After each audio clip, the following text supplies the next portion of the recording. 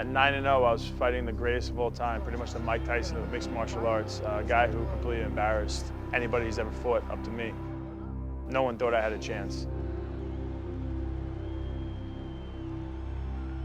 To have to go up against that is kind of crazy, and he was able to do that. He was focused. He had a great belief in himself. I went out there with the whole world against me, my family, friends, and close fans behind me, and we took him down.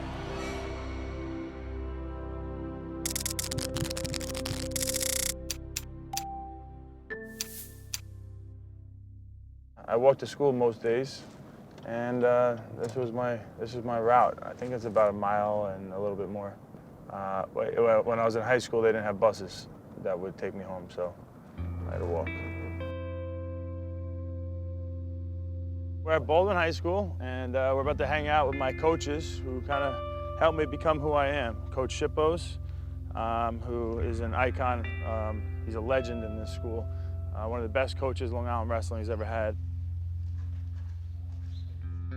It all started when Chris was walking up these stairs as a second grader. And you weren't allowed to wrestle until third grade, but you know he saw something special in me. This is going to be the smell of hard work, I hope. It used to be the smell of hard work. I don't know what it smells like now. What separated Chris from most wrestlers is just his love of the sport. He always had a smile on his face. He always came through that door with a positive look on his face, where a lot of wrestlers don't do that. We used to work out. I used to work out with him. Okay, 7th grade, 8th grade, 9th grade, and when he got to 10th grade, I couldn't roll around with him anymore. I was done. He was too good, too strong. If Chris could spend his whole day in this room, okay, for school, he probably would have done that. This was my shower over here. That was my go-to. I felt like he got the heat the fastest. That's my old scale, man. A lot of time on that thing. When it really hit me how good of a coach he was, I was in college.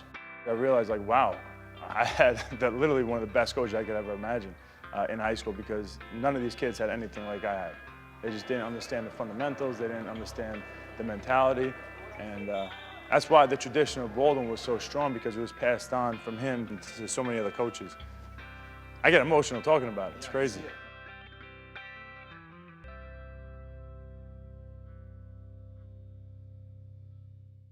This is definitely my island. I love it here.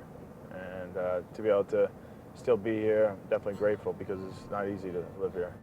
I played every sport here. My parents were very involved here. My brother and my sister, everybody was good at sports. All of our friends are still from Baldwin. I love where I'm from. We had these like little woods here, which I thought was like a forest when I was a kid. And we'd make some bike jumps in there. Got in a lot of fights in there. I broke my collarbone in there. I had an extremely loving family, supportive family, and I wouldn't be anywhere where I'm at now without that. Oh, that was a big hug, big hug. That was a good hug. All right, go ahead. Let's go. Mommy! Hi, honey. So this is a picture of you. You were about, I guess, I don't know, 6 weeks maybe? 6 weeks old. Yeah. How fat was I? I was the ugliest baby in the world. Oh, when you were 8 months, you were really fat, yeah. Well, I was a big baby, right? 9'12"? Yes. And why you should know this, Mom. Come on. He was an achiever. He always would do his best. He would always put all of his energy and heart into something. When he started the wrestling clinic when he was 7, he really seemed to be like a star there. I can remember we signed his brother up because he was, you know, like 3 years older than him. They let him stay. He was too young for the camp, but they said, oh no, we'll let him stay, you know. So I was like, great. So I came back like 2 hours later, and I walk in and they said, and the prize goes to Chris Weidman. My parents were very supportive of everything that I wanted to do, but they didn't ever push me. I remember what my dad said, no matter what you do, whether you like it or not, make sure you're the hardest worker. Yeah, there he is, champion. All right, Weidman! I really fell in love with wrestling, I would say my 9th grade year going to 10th grade. I saw some good success with it, and I started just falling in love with it, and I was ready to work as hard as I can. Today, this is Chris's day. 1999, freestyle championships out in Long Island. I don't even realize what I'm doing. I'm jumping up and I'm running to the ring if I think that he's starting to get hurt or something else. Uh-oh, get the mother down there.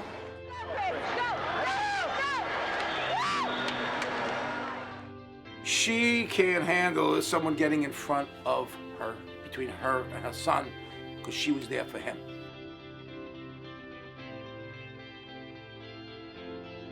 I stayed focused on school, and I ended up getting a full scholarship to Hofstra University, which at the time was a top 10 in the country wrestling school. And I had a lot of pride going there. I became a 4-time college All-American, but my goal again was to be a national champion, so I still didn't really accomplish my goals. I thought when college ended, it would be like, oh, you know, I could relax, that I won't have to watch the wrestling. I was kind of at a crossroads what I wanted to do for the rest of my life. I was living in my parents' basement, we were broke, and I got into mixed martial arts.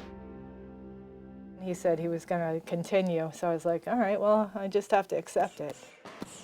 All I focused on was just being the hardest worker in the room, like just never stopping, always staying later than everybody else.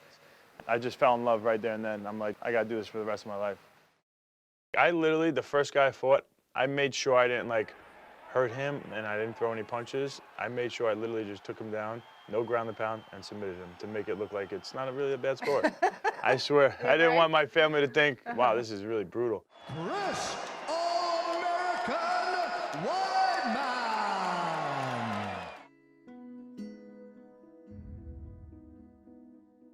Here we go, guys. It's daddy breakfast time.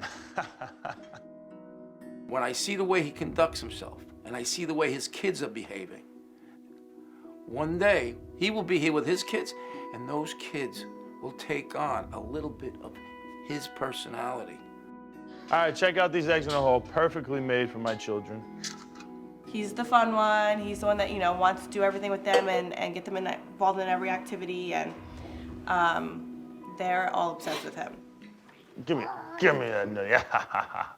Watch some multitasking, though. I'm gonna now get a cappuccino ready for my wife. Yeah. I met my wife originally when I was in 7th grade and she was in 5th grade. I was on the way to a wrestling camp and her dad was the one driving us, so she was in the back of the car. You know, there might have been a little flirtation, but she was a little young, you know, from my blood at the time.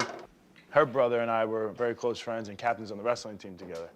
So, but it quickly turned into from me like protecting her to, you know, me liking her. Everything I've ever had was Long Island, so I don't really know much different. I can't imagine going anywhere else and raising a family somewhere else. I feel like I'd be missing out on reality and on the real world. I am here with the new UFC middleweight champion of the world, Chris Weidman. Chris, you dreamed about this moment. You trained for this moment. Does this even feel real? You know, this is. I felt I was destined for this. That Anderson Silva fight was no joke. He went in there and he did what he had to do, and I think it's just about total belief. That's what Long Island embodies to me. It's not the easiest place to live, but you got to work your ass off to reap the rewards. Thanks, man. Thanks for the opportunity. Thanks so much. I appreciate that, man. Thank you so much. Take care of my family because of you, man. He came from living in the basement of his mother's house to, you know, really being able to provide for his family in a way that most people dream of. But every single time you accomplish one of these huge goals, you know, a couple hours go by, you look yourself in the mirror, and guess what? The same person is still there. And at the end of the day, I still got the same people around me since the beginning. You never let down your family. You never let down your wife, us. He has all these big things, but that's not what defines him. It's in the small characters of the small times when he's with his family. To have unlimited love is something that not everybody has the opportunity to have and is given to them. Being blessed with amazing coaches that instilled values in me and taught me so many life lessons. Every little conversation that it has impacted me growing up has made me, you know, who I am. So I'm forever grateful to anybody who's touched my life and there's so many of them from the beginning and until now.